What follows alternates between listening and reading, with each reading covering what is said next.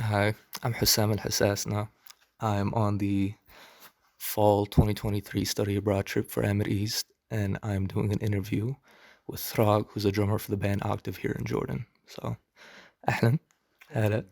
Yeah, Um, I'm Hrag Muradian. I'm a drummer with currently playing with Octave.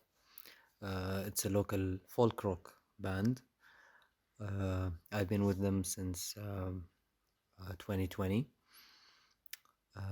Yeah, been on tour with them. Been in many big concerts here in Jordan. It's getting bigger and bigger. so, how would you describe the band and the style of the band? What kind of music it plays, etc. Yeah, the band plays uh, infused, like a fusion between classic rock music, like the old classic sound of rock, infused with uh, Jordanian folk music, including the melodies and the words, the lyrics. Our frontman, who sings, was raised in Irbid. Back in Irbid, he used to go to, they call in Arabic, ta'alil, which is like wedding ceremonies, men together doing dabke, dancing dabke and like folk songs. So they use a couple of folk instruments. They are usually wind instruments. The bagpipe, for example, it's known worldwide. There are other two instruments, the mijwiz and the yargul. Uh, so it's a mix between this sound and classic rock with like guitars, bass, drums. What led you to joining the band? Um, I met Ahmed Silawi, is the frontman of the band. He was in Irbid. We met through a composer called Tariq Al Nasser. So we played together with him. Then we became friends. And one day he had a concert back in Irbid, and like it's hard to find good musicians in Irbid because of the the situation there. It's not like Amman. You can find good quality instruments, better circumstances to practice music and train. So I went there to Irbid. We had two rehearsals and we did a small concert, like half an hour. So it went really well that he decided to move forward. How would you say Octave approaches blending Jordanian folk with classical rock? What's that fusion like? How do you guys approach it? Um, there are different approaches. Basically, we write original music with the same vibe and sound, so it could sound modern. At the same time, we take old folk songs from the Levant area, from north of Jordan, Palestine, South Syria, and we try to rearrange it as if we're listening to it now, the old songs. So this is the trick, like having chords, strong distortion sound, some rock arrangement with the sound of the yargul. Also, we sometimes mix modes like pentatonic scales or Western modes uh, with on the instrument of Mijwaz and the yargul. The main idea also of Octave is like the new generation is listening to commercial music, like mainstream music, and it's getting out of the circle of folk music. Sometimes they forget about those songs. So it's just like connecting the older generation with the new generation, with a style of music that they like, especially the underground scene in Amman. They like rock music. Uh, so having the combination in between helps the newer generation to listen to their folk old songs, and a lot of songs became famous within the generation because we played it in a new way, is in a modern way. So it helps a lot actually to preserve the culture at the meantime. What are Octave's like biggest inspirations or influences, especially when blending two different genres? Do you have different inspirations from like let's say classic rock or modern rock, Yeah, and then basically ACDC is one of the like Radiohead. Those bands influence pretty well on the sound. Also like the Black Keys, uh, the 70s 80s sound with modern touch. Uh, that's that's a sound. Also, there are like many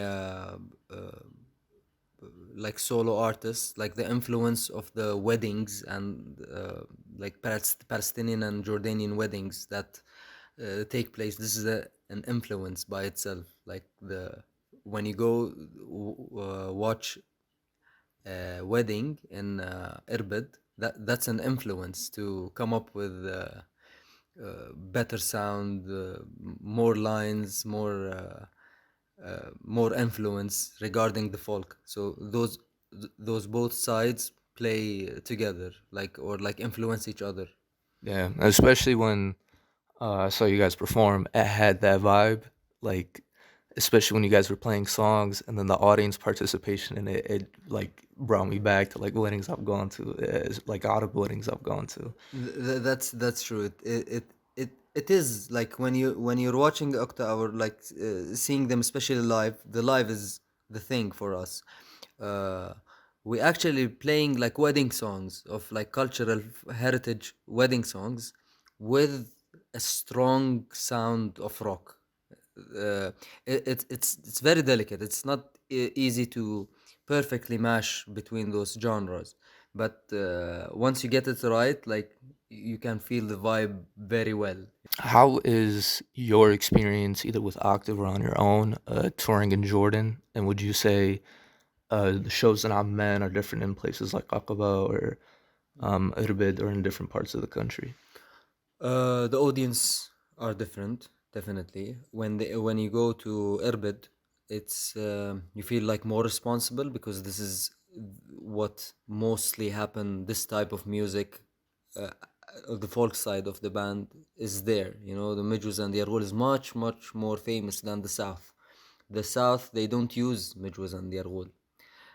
Jordan is like culture is like you feel like there are two parts. The southern part with Oud and Rababa. It's so much Bedouin influence more than especially Ma'an, the south. Wadi Musa, Aqaba has a different instruments like the simsimiya, for example. It's a very weird instrument, and they use it in Aqaba. Irbid is more like wind instruments, the Majuz and the Yarghul. So each area absorbs it or like receives it in a different way. But in general, it's always fire. Like people like this sound, yeah, especially when they see it with a rock band. Yeah. Yeah, I know you have toured across the region in yeah, North Africa and in the Khalij. yes. Um, what is that experience like? How different is it from Amman? Is there anything notable about it? How do um, other Arab audiences relate to or interact with uh, very heavily influenced Palestinian, like Jordanian music? Yeah. Uh, Actually, North Africa, Egypt, Tunisia, especially, they love Palestinian music. They love the Jordanian music as well. Uh, in Egypt, there is a very big uh, like fan base there.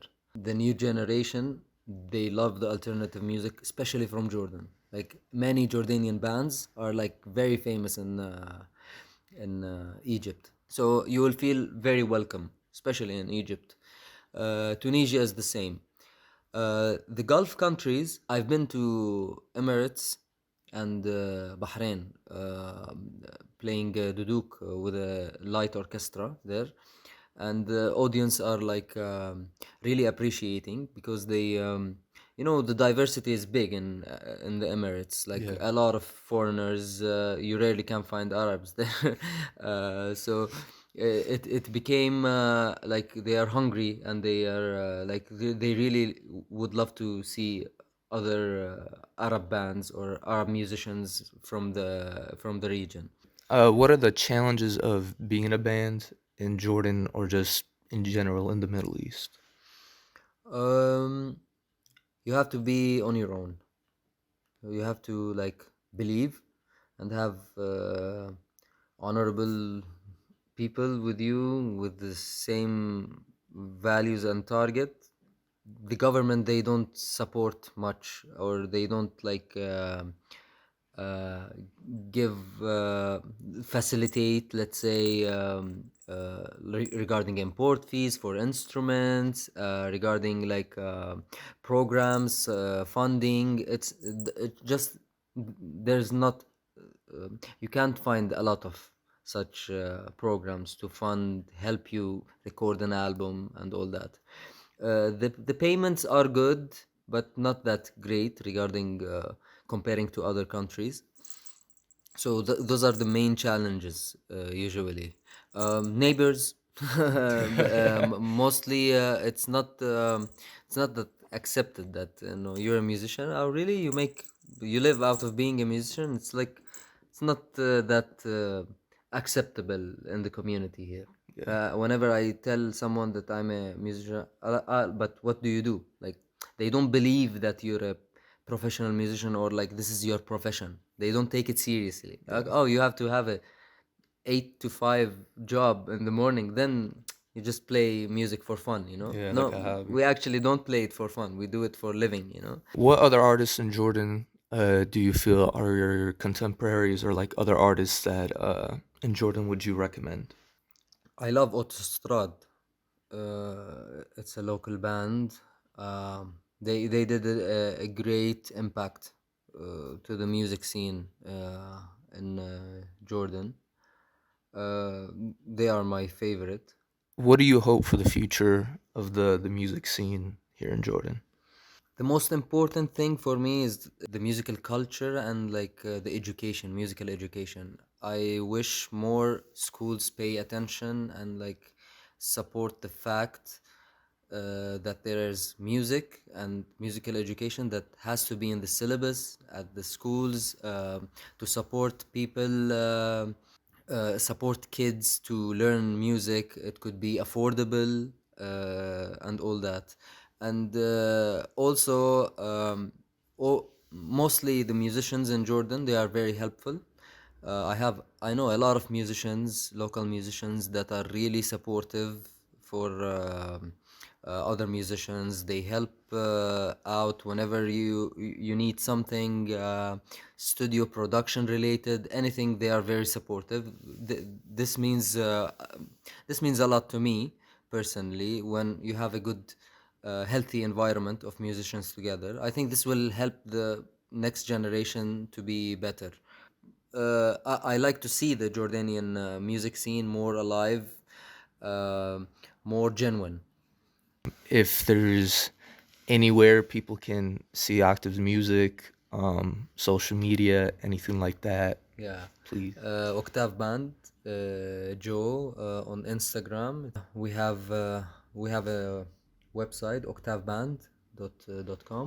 All right. Easy to find us. Yeah. Yeah. All right. Thank you. Thank you for watching.